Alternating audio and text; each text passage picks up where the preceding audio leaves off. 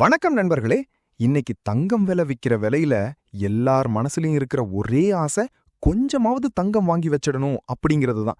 ஆனா தங்கம் வாங்கினா திருட்டு பயம், பேங்க் லாக்கர் வாடகை, அதுக்கும் மேல செய்கூலி சேதாரம்னு நம்ம காசு வீணாகிறதேன்னு நீங்க கவலைப்படுறீங்களா? அப்போ இந்த வீடியோ உங்களுக்கு தான். இன்னைக்கு ஒரு சூப்பரான நிஜ கதையோட வந்திருக்கேன், முழுசா கேளுங்க. கோயம்புத்தூர் ஆர்எஸ்புரம் நல்ல இதமான காத்து வீசிக்கிட்டு இருக்கிற ஒரு சாயங்கால நேரம்.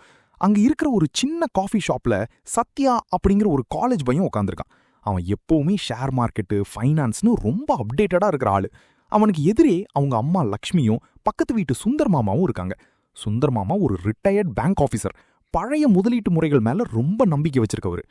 காஃபியை குடிச்சிட்டே சுந்தர் மாமா பேச்ச ஆரம்பிச்சாரு. சத்யா, இந்த வாரம் தங்கம் விலை என்ன ஏறி இருக்கு பாத்தியா?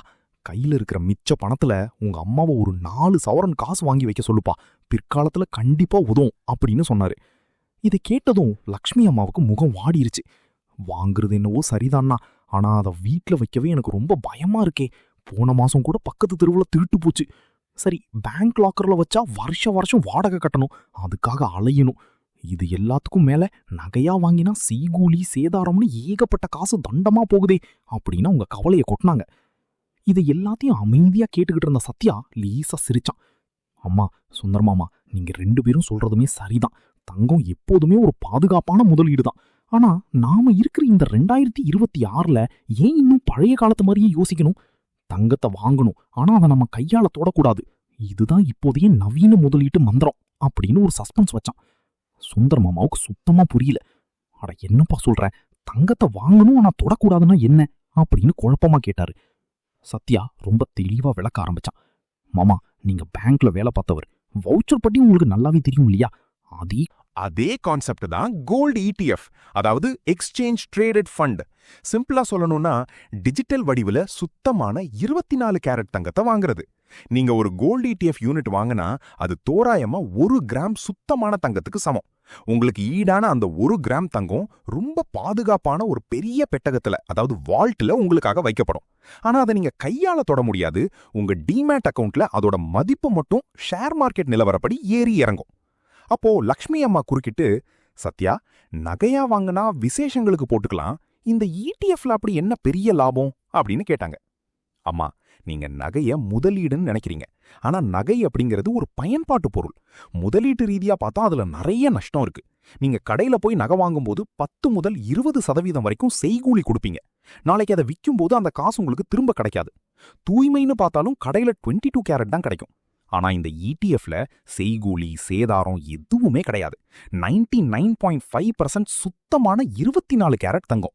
திருட்டு பயமும் இல்ல, லாக்கர் வாடகையும் கொடுக்க தேவையில்லை அப்படின்னு ரொம்ப பிராக்டிக்கலா சொன்னா சத்யா.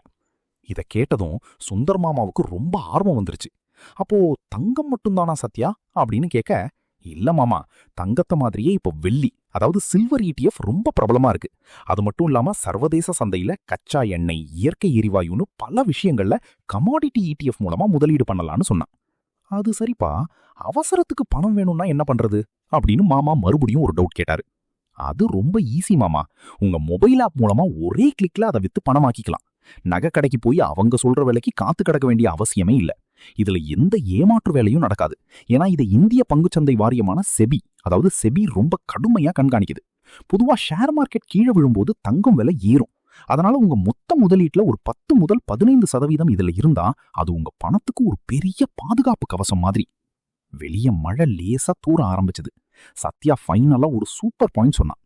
அம்மா, அடுத்த முறை நீங்க தங்கம் வாங்க நினைக்கும் போது ஆபரணமா போட்டுக்க ஆசைப்பட்டா மட்டும் கடைக்கு போய் நகை வாங்குங்க.